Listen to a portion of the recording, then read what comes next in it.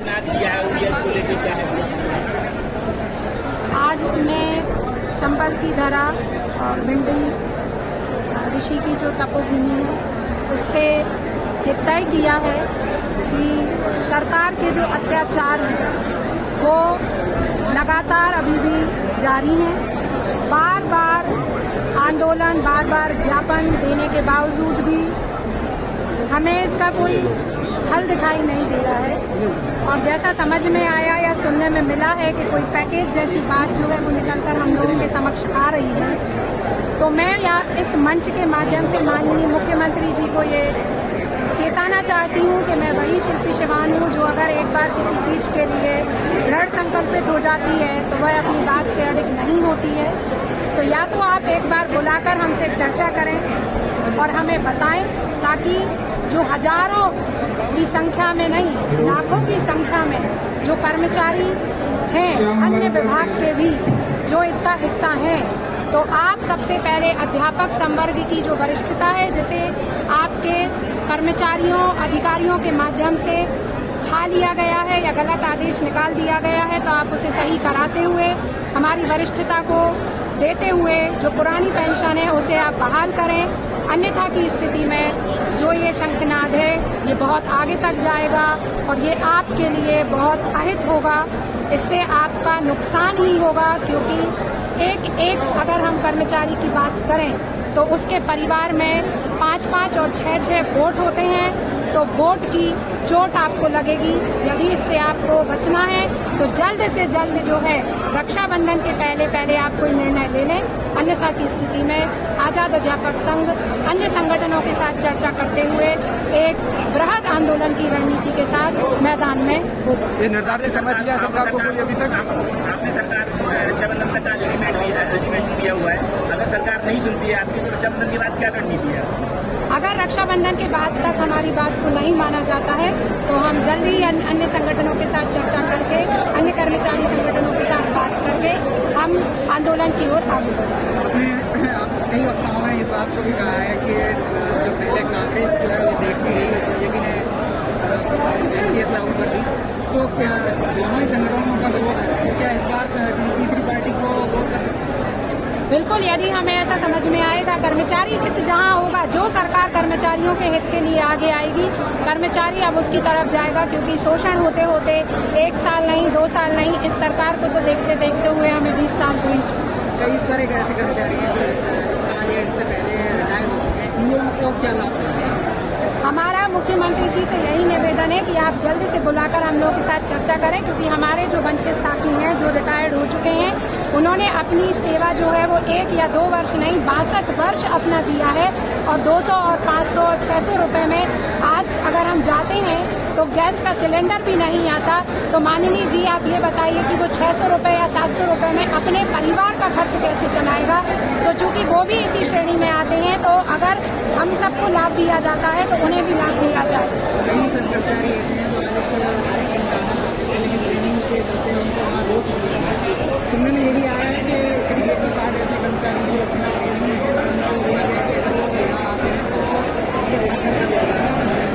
तो यदि अगर इस तरीके की कोई बात है तो वो इसमें कोई उसकी बात नहीं है। उन्होंने वहाँ से भी अपना विरोध प्रदर्शित किया है और हमारी आवाज़ जो है वो उन तक पहुँची है। तो वो विरोध स्वरूप में ट्रेनिंग को लेते हुए भी यदि उन्होंने मेरी बात को, मेरे वीडियोज़ को सुनेंगे तो वो जो है वो हमारे साथ ही रहेंगे और इसका जो है वो उनको प्रभाव जो है उनके ऊपर जरूर पड़ेगा।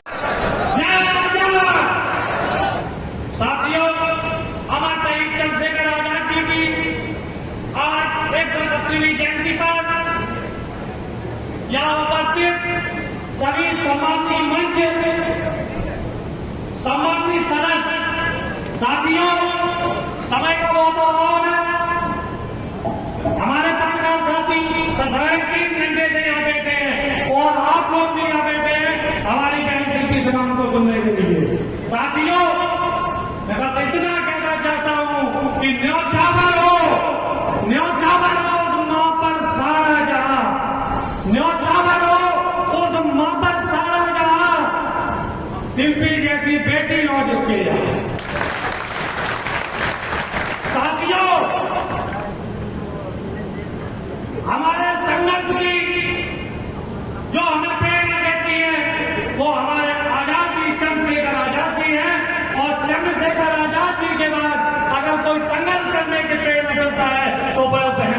जवाब है।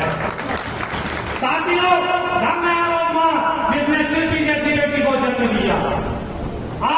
मैंने इनके आंदोलनों को देखा है, समझा है, और चंबल की धरा के लोग उनके आंदोलन के साथी रहे हैं, संघर्ष के साथी रहे हैं। ये वो बयान है जिसने जमहूरी मैदान में प्रण किया था कि मध्य प्रदेश सरकार अगर हमारे अध्यापकों को बाजी भाग नहीं देगी तो ये शिल्पी सिवान अपनी बहनों के साथ अपने केसों का त्याग कर देगी। साथियों, मेरे जैसे और तमाम हजारों की संख्या में भाई थे। मैं मानता हूं, मुझे विश्वास है, अगर कोई मातृशक्ति अपने आप को सुरक्षित महसूस करती है तो वो पति के बाद भी अगर किसी के साथ सुरक्षित महसूस करती है तो वो उसका भाई होता है। जहां उसके हजारों भाई, जिस बहन के हजारों भाई संघर्ष में हो और वहां बहन अगर केसों का त्याग करते तो वो मेरे जैसे हजारों भाइयों के लिए बड़ी वेदना का विषय रहा। मैं आज भी उस वेदना से उबर नहीं पाया, मैं आज भी उस वेदना से उबर नहीं पाया।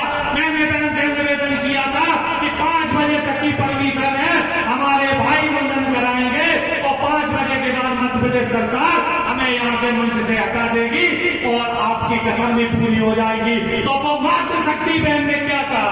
उस मातृशक्ति ने कहा कि भैया, अगर आज हम ये केसों का त्याग नहीं मैंने किया तो माननीय मुख्यमंत्री जी के संग उनके मन में ये संदेश जाएगा कि शिल्पी की सिर्फ पूरी घोषणा थी, और अगर आज मैंने निर्धारित समय पर अपने केसों का त्याग नहीं किया तो निश्चित तौर पर मैं फिर अपने अध्यापक साथियों को कभी अपना मुंह नहीं दिखा पाऊंगी। वो त्याग, वो जज्बा, वो मैंने सुना उसका मैं नहीं हो गया और बहनों ने, हमारी बहन मातृशक्ति ने अपने केसों का त्याग कर दिया। ये कोई छोटी बात है? हमारे घर में, हमारे परिवार में हमारी भी बहू बेटियां बहनें हैं, क्या हम दे सकते हैं उनको अनुमति केस त्याग करने के लिए? आगे हमारी बहन शिल्पी सिवान के परिजनों ने उन्हें अगर ये अनुमति दी होगी तो निश्चित तौर पे ये कोई छोटी बात नहीं है। बहन, आपके संघर्ष के सामने तो हमारा कहीं कोई संघर्ष इतना मायने नहीं रखता। लेकिन मैं विश्वास दिलाना चाहता हूँ, सौगंध खाता हूँ चंबल की धरा की, चंबल की मिट्टी की, जिसका अमर शहीद चंद्रशेखर आजाद जी का हमारे चंबल की माटी के सपूत राम प्रसाद बिस्मिल, अशफाकुल्लाह खान ने जैसे साथ दिया था।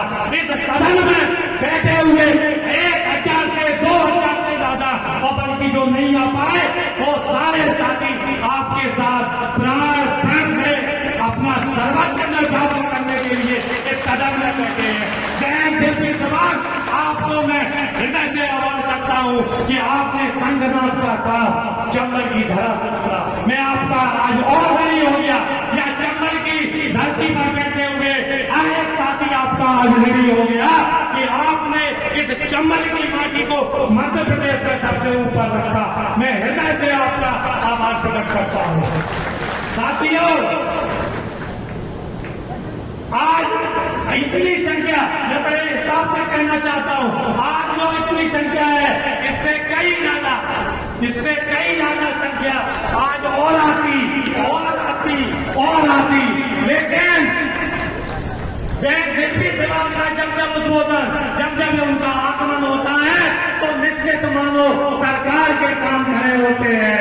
और आज मैं विश्वास दिलाना चाहता हूं, आप लोग तैयार हो जाओ, आपको कीमत मिलेगी, कसम धरती माता की, कसम चंबल की भूमि की, आप तैयार हो जाओ। आज से शिल्पी सिवान बहन का पहला पदार्पण मध्य प्रदेश की धार चंबल से हुआ है।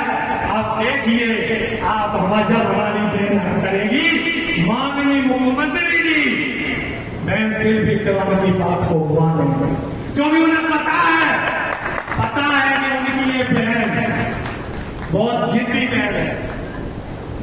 अगर बहन ने कुछ जिद कर ली तो वो मध्य प्रदेश सरकार को देना होगा। लाडली बहना योजना, ये हमारी जो लाडली बहनें हैं सेवा से निवृत्त होगी और इन्हें 800-500 रुपए पेंशन मिलेगी। तो माननीय मुख्यमंत्री जी, क्या ये हमारी लाडली बहनाएं नहीं है? क्या ये सौतेली बहनाएं हैं? और साथियों, आप लोग विश्वास रखो, जीवन में कभी भी व्यस्तताएं आदमी की खत्म नहीं होती। व्यक्ति मरगट पर पहुंच जाता है और उस समय भी अगर कोई व्यवस्था हो और उससे पूछा जाए कि कुछ काम और रह गया है क्या, तो कहोगे कि वो भाग में देना 2 काम और रह गया अभी आपको। तो ये काम कभी खत्म नहीं होंगे, मरगट पर हम पहुंच जाएंगे, लेकिन काम खत्म नहीं होंगे। इन्हीं व्यस्तताओं में हमें अपने लिए और अपने संगठन के लिए और अपने संबंध के लिए समय निकालना होगा। और ये बात ध्यान रखो, समझते हैं वो आपका भावी के अभ्यास, और जो तटस्थ है समय लिखेगा उसके भी अपराध। ज्यादा न कहते हुए मैं अपनी पढ़ाई को विराम देता हूँ। जय हिंद, जय भारत, जय आजाद।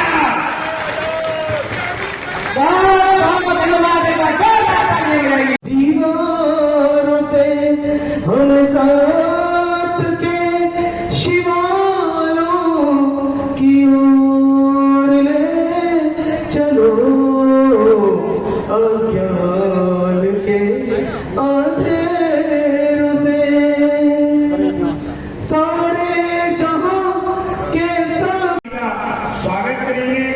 और भैया संतोष सहारिया की मेरी आवाज अगर जा रही हो तो आपको भी आना पड़ेगा, आप पीछे से लौट रहे हैं।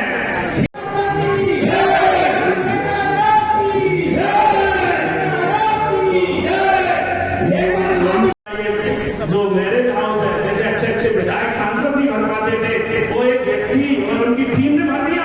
तालियां बजाइए ऐसे संतोष सहारिया जी को।